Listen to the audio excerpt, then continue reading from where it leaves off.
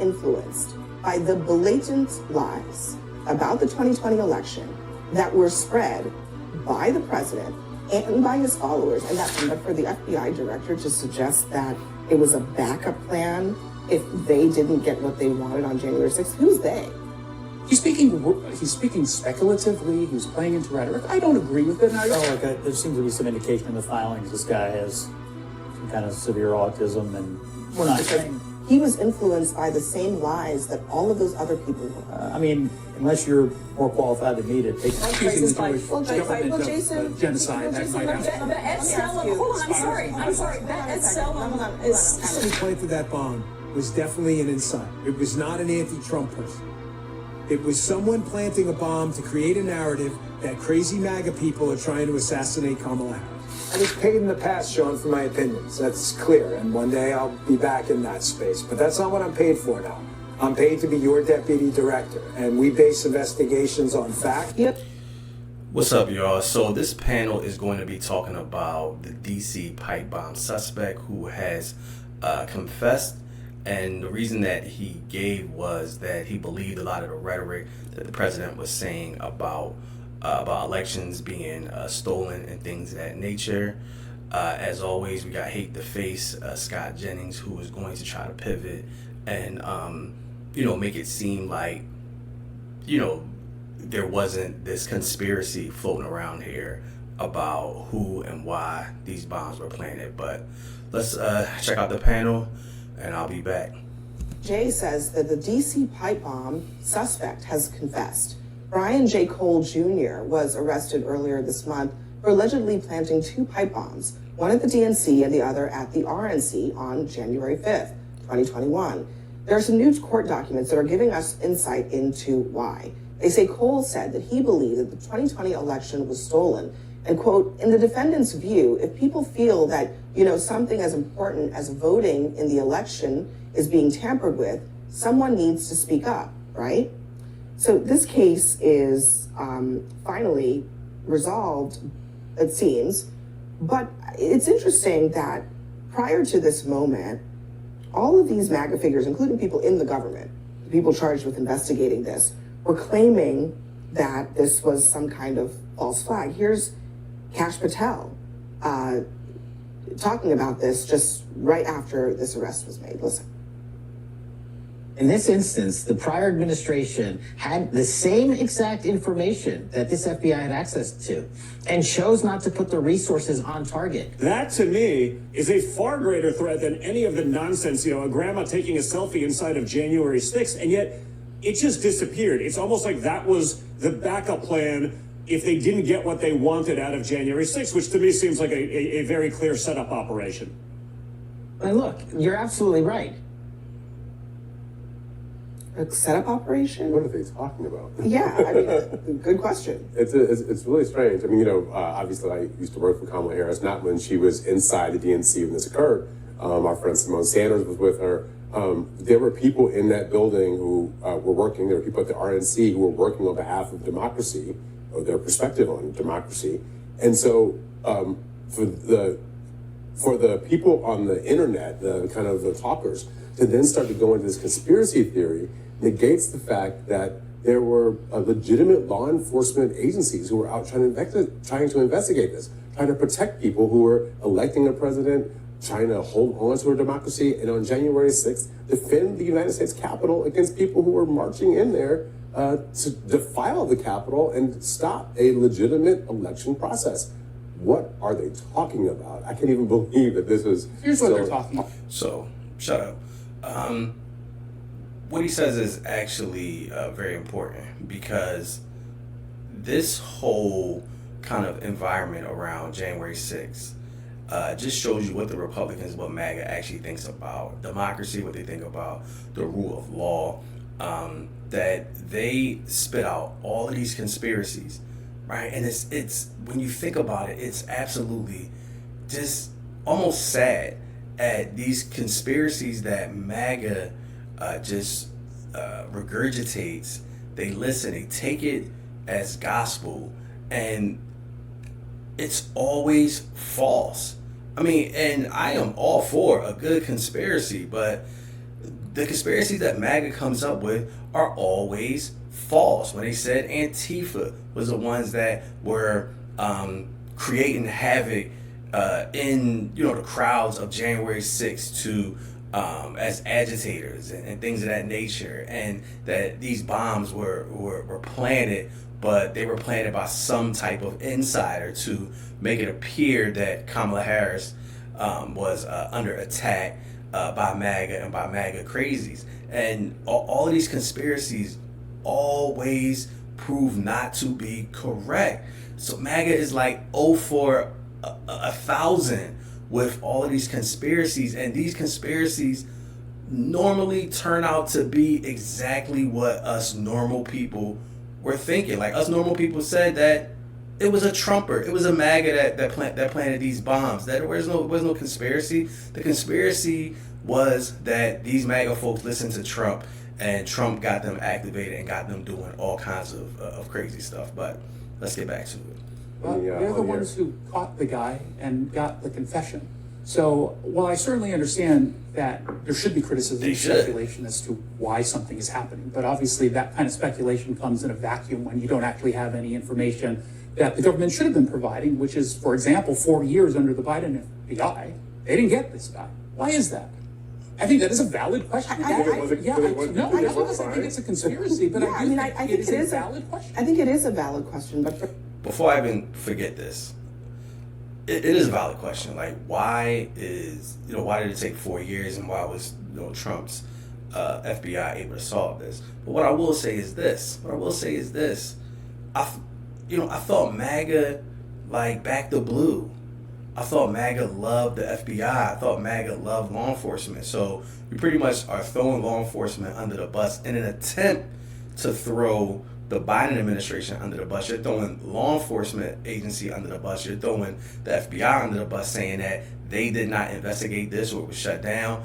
And these folks either don't know what they're doing or don't have any integrity. But it's just ironic that MAGA and Republicans, they will throw law enforcement under the bus when it suits them. They threw them under the bus January 6th. They did more than throw them under the bus. They attacked them. But those are the folks who would say that liberals or Democrats are the folks who are against the police and are for defunding the police and things of that nature. It's just kind of like ridiculous how they can just skip around like it doesn't even matter. The FBI director just suggests that it was a backup plan if they didn't get what they wanted on January 6th. Who's they? He's speaking speculatively. He was playing into rhetoric. I don't agree with it, and I don't think he could have done it. However, it's also important to note he's the one who stopped it. It's irresponsible. It also kind of upends this whole narrative that January 6th was just this walk in the park and everybody was just coming for a picnic in the Capitol, and that those people have every right to be on the street as they are now because they've been pardoned. I mean, this guy had the same objective as all of those other people who stormed the Capitol, broke into the place, defiled the place, were chanting that they wanted to hang Mike Pence. So that's what this upends. It upends that narrative as well. Well, look, there seems to be some indication in the filings this guy has some kind of severe autism, and we're not entirely sure what sort of state of mind. What does that have to do with anything, Scott? He has severe autism. No, he has severe Trump craziness. Forget the autism. He has severe Trump craziness that was provided by Trump and you folks like you. Well, not like you, Scott, because you actually said that Trump was horrible. Trump was terrible. You changed your tune immediately. But this is all MAGA's fault. So whether or not he had whatever, autism, mental health issues, it was all created by Trump and by those who provided cover and held Trump's water while he just spit all of these lies. And he was in. Well, what does that change? What does that change about his motivations? Because he was influenced by the same lies that all of those other people were. I mean, unless you're more qualified than me to take an assessment of this guy's mental health or mental faculties at the time he decided to do this. Look, it doesn't appear to me, based on what the lawyers have said, that he was a political actor, that he has some kind of mental illness. And so, I don't know. But why I don't know. Well, why is First Don of all, Jr. jumping to? let me just say, as a factual matter, his attorneys have said that he has severe autism. We don't know of any mental illness. However, we also know that the defendant stated that he does not align politically with his family members and didn't tell them that he was going to a protest in support of then President Trump. So whether or not he had autism or not doesn't really change the fact that in the context of what was happening politically, he was influenced by the blatant lies about the 2020 election that were spread by the president and by his followers, and that motivated him and all of those other people to do what they did on January 5th and January 6th. That seems to be plain as day. Yeah, I mean, that's what he has said in the context of the fact that his lawyers have said he has severe autism. Again, I'm not excusing any of this. Why do you keep bringing it up, Scott? If you're not excusing it, you're missing every single point. The point is that the president lied, his followers lied, and this person, like so many other MAGA Republicans, they believe these lies. And this guy said something needs to be done. His done on January 5th was to place these pipe bombs. January 6th, something needs to be done is storming the Capitol. But it all starts with your President Donald Trump, his followers, Fox News, those who spread these lies are the total reason why this person, autistic or not, would actually have this type of behavior and get activated because of Trump and his lies. I'm glad to hear this was something that was on the minds of everybody, like who in the world could have done this, what forces were at play. I mean, there was all kinds of crazy theories out there. Thank goodness they caught the guy. And I don't want to cast aspersions on the previous administration either. I'm sure they tried very hard, to put it together. But this is actually one thing that has gone right in the FBI under Kash Patel. They took a case that had gotten kind of cold and they solved it, and it was important that they did that. And so it's ultimately a good thing, rhetoric aside. Until his statement like that hamper the jury pool, or the defense attorney for this guy is able to say, look at this completely irresponsible FBI director spouting off about cases as they're being investigated. It's the same thing with the shooting of Charlie Kirk, where they leaked all of this information and made these declarations publicly without actually knowing the facts first. Gosh, if I were a defense attorney for these folks, I'd be frothing at the mouth here because of how irresponsible this FBI has been. And when just talking about the rhetoric here, there's always going to be people with mental illness and difficulty. And unfortunately in this society, we don't guarantee health care for people as a right. And so a lot of folks fall through the cracks. And we have a lot of guns, not in this instance, but we have a lot of people that are going to take crazy measures because we don't provide them with health care. He's a victim of a broken healthcare system. After saying we don't have all the facts. I analyze politics from a systemic perspective. Come on, bro. Like, what she's saying quite clearly is that because we have a broken health system and because we have a lot of people that have mental health issues and we have a lot of guns that are just laying around and materials to create bombs that are just laying around, that we should be more responsible with how we are talking in the public sphere, how we are talking in terms of politicians and how they are describing each other. And that is the reason why. If the rhetoric was toned down, then maybe this person does not commit this crime. If Trump accepts his defeat, we're not even having this conversation. This person most likely is not as activated as he would be listening to Trump and his followers lies. So no, it has nothing to do with the broken health system.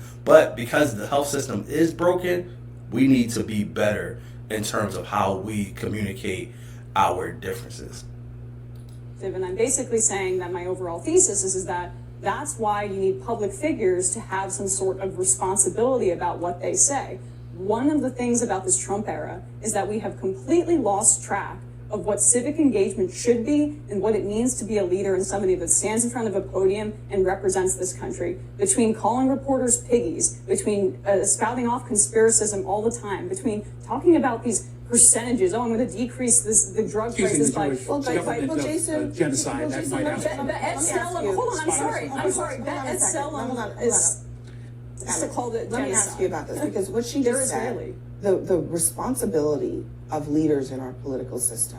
I mean, that seems like something we can agree on. That there are always going to be people who are unstable, who have all kinds of different issues or challenges. But the responsibility of the people who are supposed to be with their faculties is to be responsible, not to spread falsehoods, not to lead people down dangerous roads. That seems like a perfectly reasonable thing. I think that is in fact reasonable. I look at things good faith versus bad faith, and I think the fact that Kash Patel is the one and Dan Bongino is the one who helped solve this case and reinvigorate the investigation indicates that they believed what they said at the time that they said it. Now, it doesn't make it right, it doesn't make it responsible, but the reality is they caught the guy, and that again is a positive. If they really believed that this was a conspiracy after looking at all the information, they would not have come out and solved this case.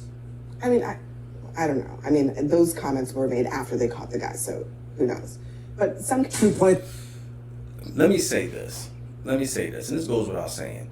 After Charlie Kirk's killing, a lot of the conversation was, let's tone some of the rhetoric down, I think that we have to acknowledge what the rhetoric does. We have to acknowledge that we do have a country full of guns and a country full of people who unfortunately believe this stuff. They get they spiral out because of these things, and they end up acting out. So, but as long as we have Trump as a president, the rhetoric will never decrease. Trump does nothing but flame the fires. He does nothing but show how respectful he can be, how ignorant he can be, and that ends up being what all of these folks who may have issues, they take this and they run with it. So I want to just show this Dan Bongino video and talk about kind of what he's bringing to this political climate, which I think is just absolutely terrible. That bomb was definitely an insider. It was not an anti-Trump person. It was someone planting a bomb to create a narrative that crazy MAGA people are trying to assassinate Kamala Harris.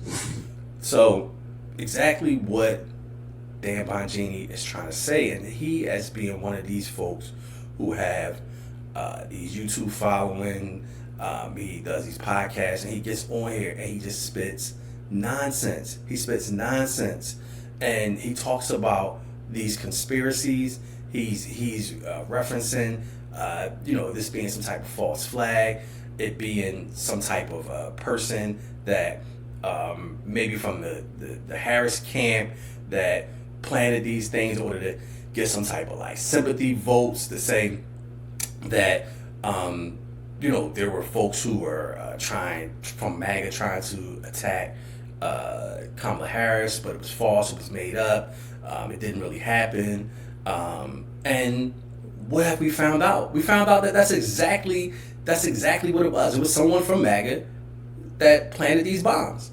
But the total opposite of what he had been amplifying for years. And now this YouTube podcaster was second in command of the FBI and has resigned, I think effective January something. And he's going to go back to his podcast world to spread more of this nonsense. But here he is again. He was influenced. And I just want to just talk about just how we go back and forth in this political sphere, how we go back and forth with each other if we do have some type of differences. And it starts with the politicians. The politicians have to behave better. The politicians have to respect each other. The politicians have to work together. And if they are not willing to, then nothing's going to change. And it's just going to be a repeat cycle of this madness that's going on right now. So hope you guys enjoyed the video. Don't forget to subscribe to the channel. It helps a lot. Puts everything in an algorithm. Don't forget to like these videos, comments, and share if you think it's something that any folks might want to see and possibly engage. So until the next time, I'll see you guys. Peace.